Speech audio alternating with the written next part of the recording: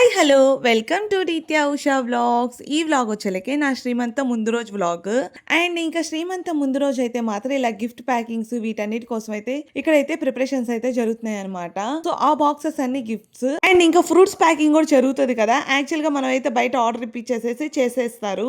But ఈ trace already మాకు available లో ఉన్నాయి. అందుకని చెప్పి ఇంకెందుకులే బయట ఆర్డర్ ఇవ్వడం అని చెప్పేసి మేమే ఫ్రూట్స్ తెచ్చేసి ఆ ట్రేస్ లో వేసి ప్యాక్ చేద్దాం అనుకున్నాము. సో ఫస్ట్ అయితే ఫ్రూట్స్ అయితే వేసేసాము. వేసిన తర్వాత ఆ పైన ప్యాకింగ్ అయితే కొనుక్కొచ్చాము. సో వాటితో అయితే ఇప్పుడైతే ఆ ప్యాకింగ్ అయితే చేస్తున్నాం. అండ్ ఇంకొక పక్క వచ్చేలకి సల్యూడ్ అయితే రెడీ అయిపోయింది. సో ఇంకా సల్యూడ్ కూడా మంచిగా పార్సిల్ చేసేస్తున్నారనమాట.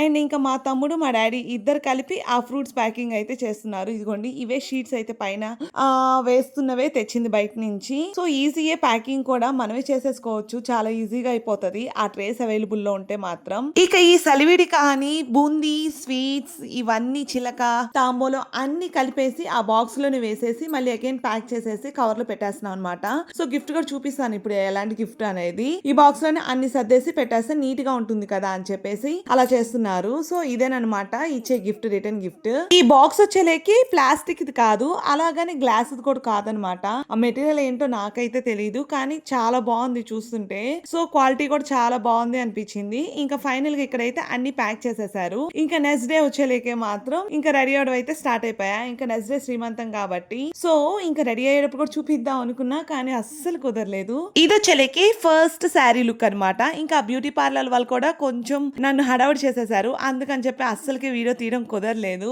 అందుకని చెప్పేసి ఇంకా ఫైనల్ గా రెడీ అయ్యాక ఇలా ఒక చిన్న బిట్ అయితే తీసాను అనమాట. ఇంకా ఫస్ట్ శారీకి ఈ మాత్రమేనా కుదిరింది, సెకండ్ శారీకి అయితే అస్సలు కుదరలేదు. అందుకని చెప్పేసి ఇంకా శ్రీమంతం అంతా అయిపోయాక ఒక్కసారి ఒక చిన్న క్లిప్ అయితే తీసాను. సెకండ్ శారీ లుక్ కూడా ఎలా ఉంటది ఏంటి అనేది చూపిద్దామని. సో ఇంకా ఫైనల్ గా అయితే శ్రీమంతం కూడా అయిపోయింది. ఇంకా అన్ని తీసేసి ఫ్రీగా ఒక డ్రెస్ వేసుకుంటే అమ్మయ్య అనిపిస్తుంది కదా. ఈ టైంలో పెద్ద టాస్కే, అంతంతసేపు కూర్చోవాలన్నా సరే. ఇంకా సరే అని చెప్పి వేసుకున్న మేకప్ కూడా కొంచెం మొత్తం వెట్ వైప్స్ తో రిమూవ్ చేసేసా.